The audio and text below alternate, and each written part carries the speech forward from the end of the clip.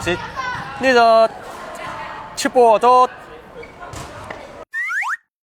哦 OK， 唔錯，志軒唔錯啊！我係香港青少年軍總會儀仗隊嘅初級士官梁國龍，2級隊員林子軒。為紀念紅軍長征勝利90週年及五四運動107週年，5月4日早上，香港各界青少年活動委員會喺金紫荊廣場舉行咗升旗禮。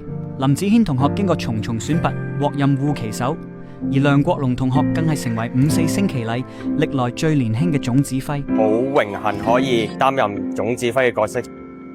我擔任五四旗手，負責將支旗完美咁樣揚出去。接到呢個任務之後，我哋已經係有一連串嘅訓練。我哋5月3號原定喺金紫荊廣場嘅實地彩排，亦都因為暴雨迫於無奈咁樣取消咗。直至到5月4號當日，我哋去到金紫荊廣場實地嘅時候，因為個場地比我哋彩排嘅時候大咗好多啦，咁我哋亦都要去重新預定過一條新路線啦。從5點幾望到直至升完旗嘅8點幾啦，都係一直冇停過咁啊！現場係好多對眼睛望住你啦，會好緊張嘅，壓力其實係非常之大嘅。五四運動發生嘅時候，喺國家最危難嘅關頭，當年嘅青年勇於站出嚟，為自己嘅國家去發聲。其實佢哋當時背負嘅壓力同責任比我更加重大。作為一個新時代嘅中國青年啦，更加應該向佢哋去學習佢哋嘅嗰種精神。